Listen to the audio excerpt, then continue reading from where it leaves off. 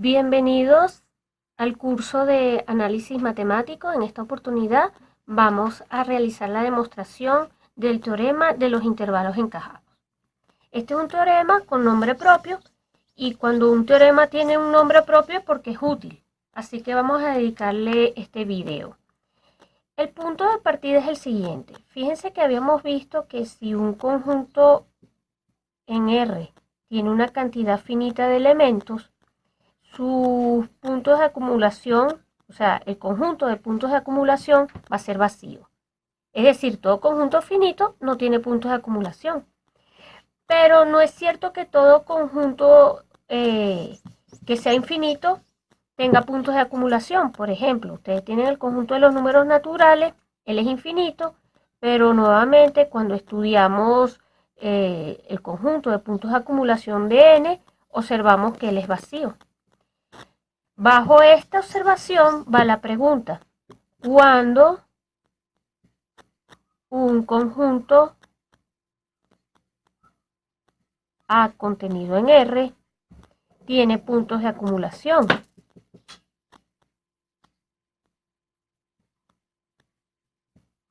¿Cuánto? O sea, en términos, cuando un subconjunto de R tiene puntos de acumulación. Dicho de otra manera, cuando esto es distinto del vacío. La respuesta a eso la vamos a encontrar más adelante en el teorema de Bolzano-Weierstrass. Pero para ello necesitamos entonces desarrollar el teorema de los intervalos encajados. Esto es un resultado previo que necesitamos para poderle dar respuesta a esa pregunta.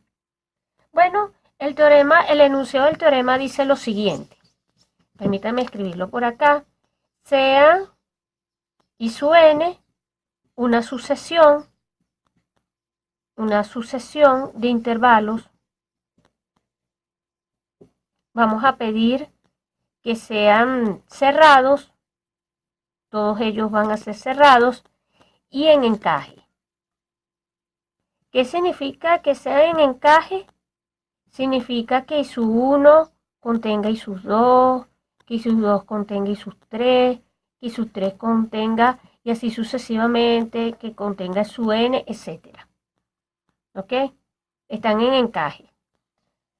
Entonces, el teorema, bajo estas hipótesis, repito, yo tengo una sucesión de intervalos en encaje y, intervalos cerrados en encaje, entre paréntesis, la otra cosa que es importante aquí, todos son acotados. Vamos a pedir, importante, que todos los intervalos sean cerrados, que se contengan en encaje y todos sean acotados. Bajo estas tres condiciones, entonces,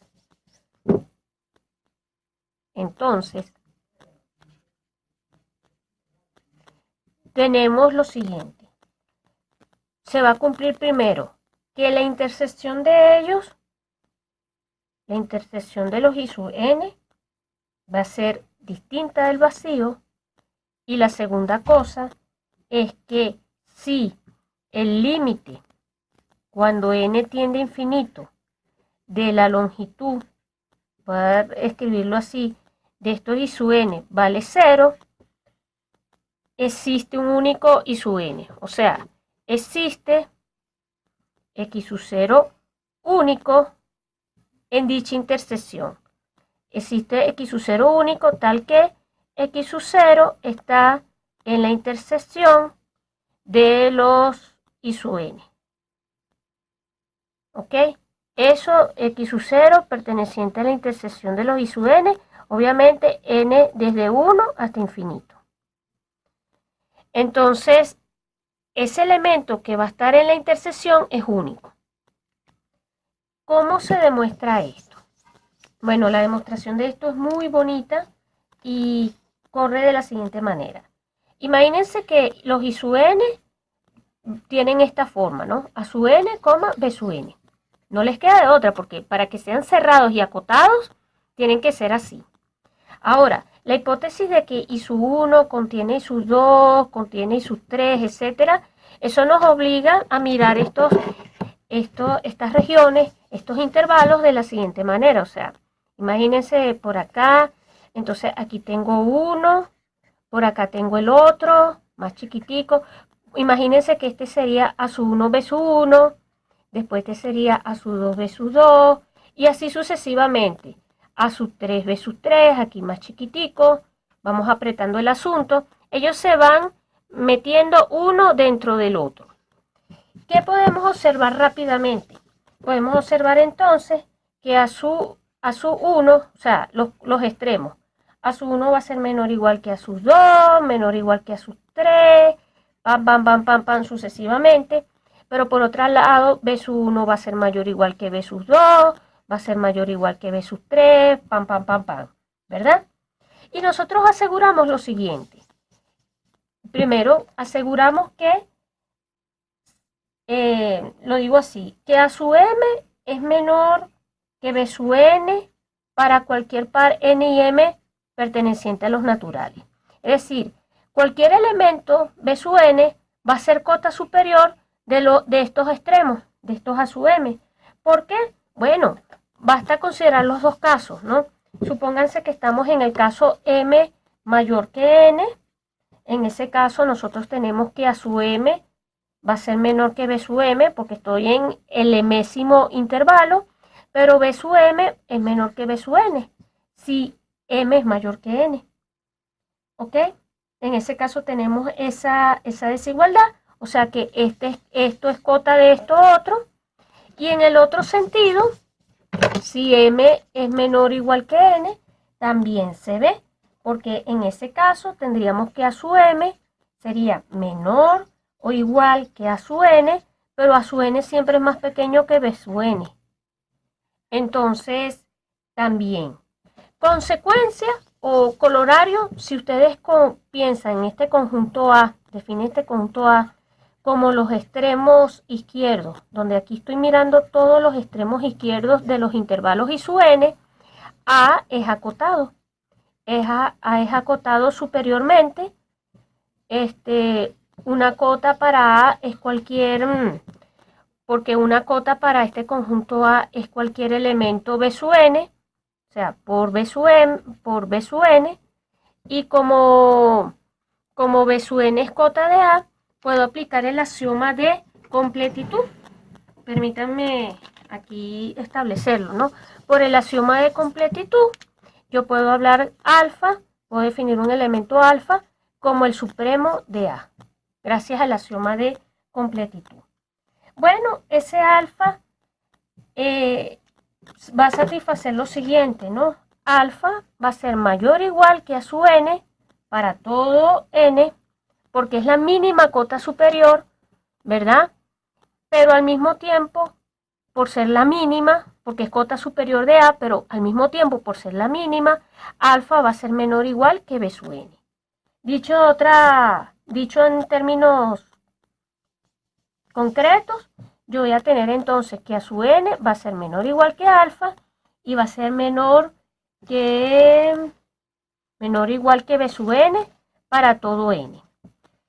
Ah, pero si esto ocurre, eso implica que alfa está en I sub N para todo N. Acuérdense que habíamos dicho que I sub N son los intervalos cerrados de la forma A sub N, B sub N. Entonces alfa está en I sub N para todo N, y lo que estoy concluyendo es que alfa pertenece a la intersección para N igual 1 hasta infinito de los I sub N. Es decir, que esta intersección que está aquí, como tiene un elemento que es el supremo, bla, bla, bla, bla, bla, esta intersección es distinta del vacío. ¿Ok? Con eso ya tenemos la primera parte, la primera parte del teorema. Ahora veamos que efectivamente ese alfa es único, o sea, que ese señor es único. Entonces ahí viene la otra hipótesis, ¿no? La otra hipótesis te decía que si el límite, cuando n tiende a infinito, de las longitudes de I sub n valen 0, ese elemento va a ser único. Bueno, vamos a utilizar esta hipótesis. ¿Qué significa que esto vale 0? Significa que el límite, cuando n tiende a infinito, de b sub n menos e sub n vale 0, porque esto es igual a esto. Estos dos límites son iguales. Tenemos un intervalito, repito el dibujito, tenemos una familia de intervalos que cada vez se hacen más chiquitos y estamos llamando a este extremo a sub n, a este extremo b sub n, y entonces estamos mirando la distancia que hay de extremo a extremo. Esto es lo que estoy pidiendo que se haga 0, porque estoy achicando los intervalos. Y como lo estoy achicando, ¿qué significa que sea 0? Que eso tiende a 0. Que es dado epsilon mayor que 0, existe un índice n0 perteneciente a los naturales, tal que la distancia entre b sub n menos a sub n va a ser menor que epsilon. No sé si allí se ve bien porque el marcador ya no quiere trabajar. A sub n, la distancia módulo de b sub n menos a sub n va a ser menor que epsilon. Bueno, entonces esto está ocurriendo y ahora para concluir el teorema vamos a utilizar un argumento de reducción al absurdo. Supongamos por un momento que yo tengo dos elementos x1 y x2 pertenecientes a la intersección de esos y sub n, donde x1 es distinto de x2. Si existen dos elementos diferentes en la intersección, yo simplemente mido, veo cuánto vale la distancia entre ellos dos. Y supónganse que esa distancia la llamo epsilon 1. Yo mido esa distancia, pero como son diferentes, eso es un valor positivo. Por otra parte, como yo sé que el límite de cuando n tiende a infinito de los i sub n vale 0, yo entonces puedo perfectamente tomar, o sea, mirar un intervalito que sea más pequeño, o sea, para si ya dije que hay un n0, dado esto, para todo epsilon mayor que 0, existe n0 tales que a sub n menos b sub n es menor que epsilon para n mayor o igual que n0, ¿verdad? Tengo esa otra situación. Pero si eso ocurre, ¿qué pasaría? Que yo puedo entonces construir, o mejor dicho, puedo escoger, no construir, la hipótesis ya me lo da construido. Puedo tomar un intervalo IN0 súper pequeño, tal que su medida es menor que epsilon, y voy a tener, por la misma manera como es IN0, voy a tener que x1, x2 no pueden estar en ese intervalo, en IN0. Inclusive, puedo decir que x1, x2 no van a pertenecer a IN para todo n mayor que ese índice n0 que me fijé.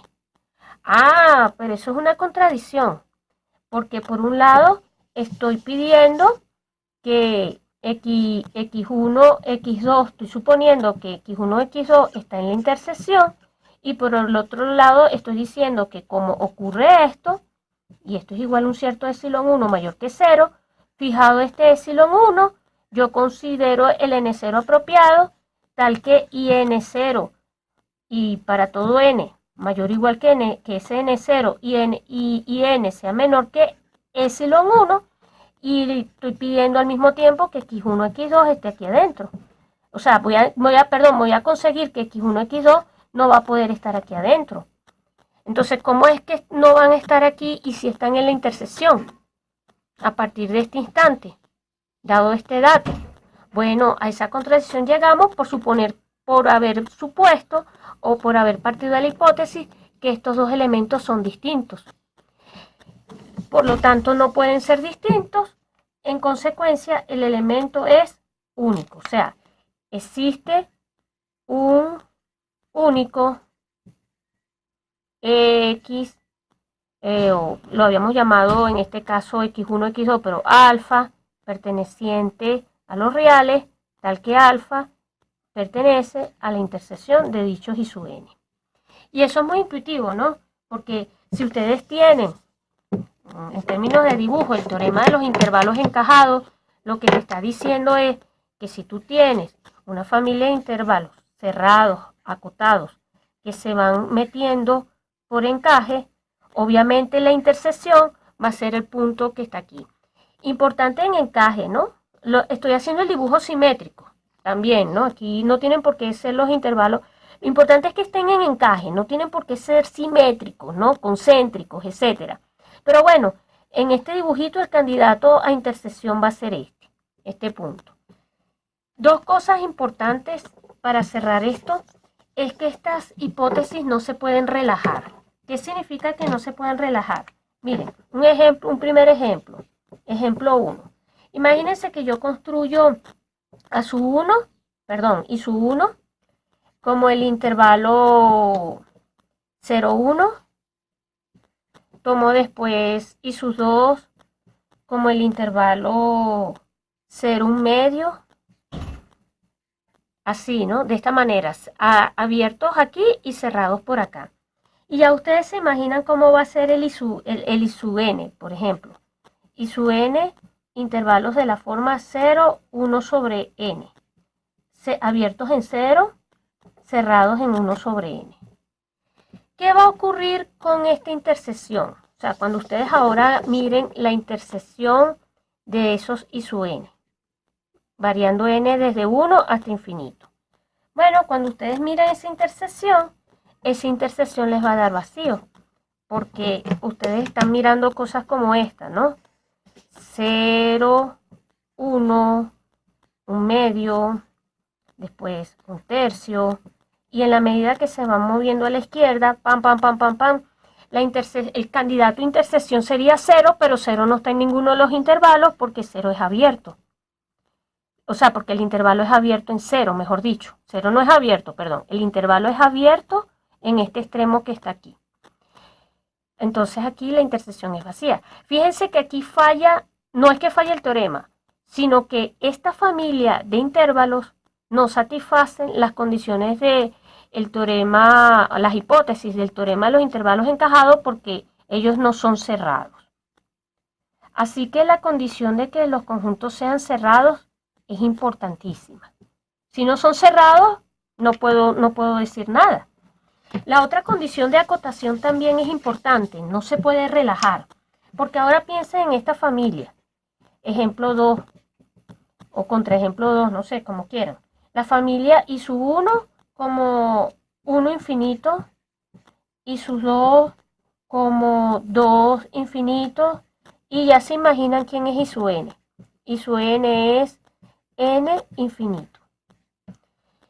Ahora, cuando ustedes ven esta familia y su 1 y sus 2 y su n, etcétera, de estos intervalos, ¿cómo es la intersección? ¿Cómo va a ser la intersección? Cuando ustedes hacen la intersección de I sub n, esa intersección también va a dar vacía. ¿Por qué va a dar vacía? Bueno, visualicen un poco, ¿no? Esos, a ver, derechito por acá. Eso va a ser aproximadamente una cosa como esta, ¿no? Estoy mirando entonces el 1 infinito, después tomando el 2 infinito, después estoy tomando el 3 y así sucesivamente me estoy moviendo a la derecha.